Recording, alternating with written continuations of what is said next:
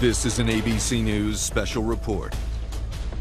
Good morning, I'm Whit Johnson in New York. We're coming on the air because the Supreme Court has just released a potential landmark decision impacting the future of birthright citizenship in the U.S. The justices were asked to roll back nationwide injunctions against the president's attempt to redefine the 14th Amendment, which states that anyone born in the U.S. is automatically a U.S. citizen, regardless of their parents' citizenship status.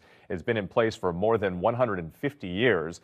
But now, in a 6-3 split, the conservative majority ruled that President Trump can move forward with implementing his birthright citizenship change, except for those who brought the case, the 22 states and a group of pregnant immigrant women who brought that case. So it's not directly getting at the 14th Amendment here, but this will have a nationwide impact. Let's go ahead and bring in our Devin Dwyer, ABC's senior Washington reporter, who's been following the Supreme Court on this.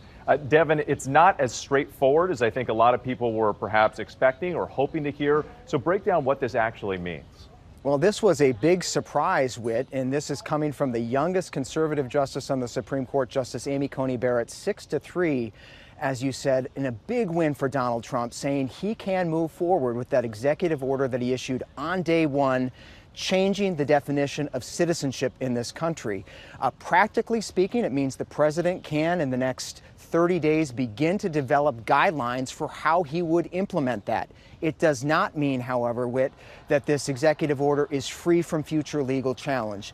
Legal cases in 3 different districts will continue on the merits. The Supreme Court, in oral argument in this matter, did signal that it was skeptical that it could stand up to legal muster. But at this point, the court is really weighing in on the ability of individual judges in districts around the country to block a president's action nationwide. And what Justice Barrett said today is that an individual federal court judge does not have that authority to broadly block a president. The judge, he or she, can block an individual while a case is being litigated, and in this case, that was upheld. So, this order, as it's implemented, cannot apply to those 22 states. It's going to be messy. It cannot apply to those particular pregnant women that are challenging this. But elsewhere in the country, and at the very least in the planning stages, the president can move forward, and that is a significant and surprising win for him, Whit. It sure is. Devin Dwyer, thank you. Please stand by for a moment, because I think it's worth going back to the language here in the 14th Amendment. Again, ratified after the Civil War, which states that all persons born or naturalized in the United States and subject to the jurisdiction thereof are citizens of the United States and of the state wherein they reside. Of course, the Trump administration trying to make changes to that. That's what triggered these series of lawsuits and then ended back at the Supreme Court. Let's bring in our ABC News legal contributor, Sarah Isgur, because Sarah, many are going to be asking now, where does the process go from here in getting back to the root of that question in the 14th Amendment? Right. This was only about whether the district judge could enjoin the enforcement of that nationwide. What we'll now see is the actual question of what the 14th Amendment means, whether a president acting alone without Congress, without an amendment to the Constitution, can change our understanding of how we've implemented that for the last 150 years. That question will go back to the Supreme Court.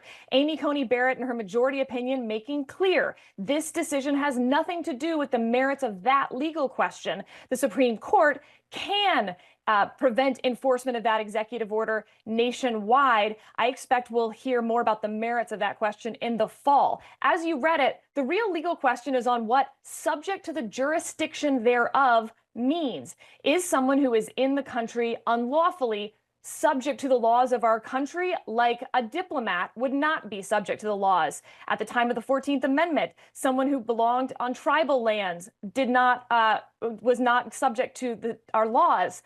So that's the question that the justices will now have to look at in the fall. Sarah, thank you. I want to go back to Devin Dwyer. Devin, we're getting more on the dissent. Of course, again, as we pointed out, this was a 6-3 majority decision. So what are we hearing from the liberal justices on the court? This one did break along ideological lines, Whit, and Justice Sonia Sotomayor, we are told, is taking the rare step of reading her dissent aloud in the chamber behind me right now. And she has said in her written opinion that this is a gross mistake by the Supreme Court. In her words, she warns that no right is safe now in this country.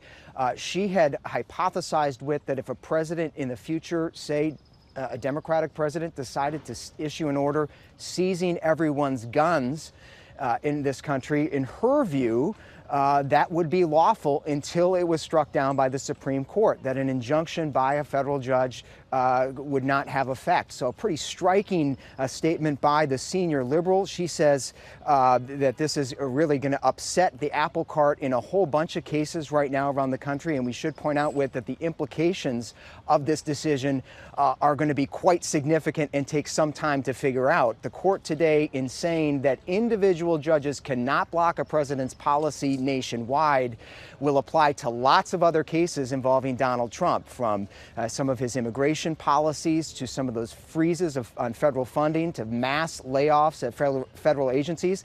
Judges have blocked those things on a universal basis, and some of those orders may now need to be rolled back or eliminated with. And as you pointed out, implementing all of this will be really complicated in the coming days. I do want to go to our chief political correspondent, Rachel Scott, who's joining us now from the White House. And Rachel, just for perspective, from the White House here, I want to go to this quote from Press Secretary Caroline Leavitt. This was back in February when she was explaining this. She said the administration believes that birthright citizenship is unconstitutional. So that's really at the heart of all of this.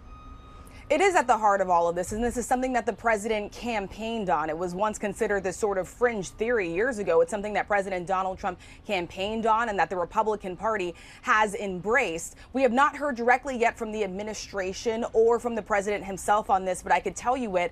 I can imagine they're going to be very satisfied by what they are hearing in this news from the Supreme Court, because for them, this is, of course, much broader than just this issue of birthright citizenship. This administration and the president's top officials have long argued that these district court judges have too much power, that they should not be allowed to block things that the president campaigned on, that they believe the American people elected him to do and to carry out. And birthright citizenship is one of those things. But also, as Devin did mention there are a series of other things that have been challenged and blocked by some of these lower court judges when it comes to the president's other immigration policies, even some of these freezes that we have seen within the federal government. And so the question now, and what this administration will be looking at, is how broad can this go potentially?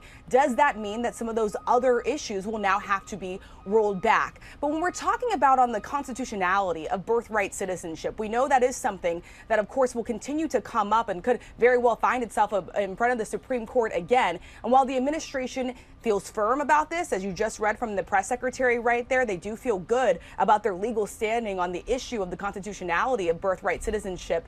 You did hear from some of the conservative justices on the bench during these oral arguments, including Justice Brett Kavanaugh, who was skeptical of just how exactly that could go into effect, raising some concerns about it. But again, this was not necessarily on the merits of that issue, at least for now, Whit. Yeah, that's the thing. The long-term path, still a lot of questions and unknown. Rachel Scott for us, thank you.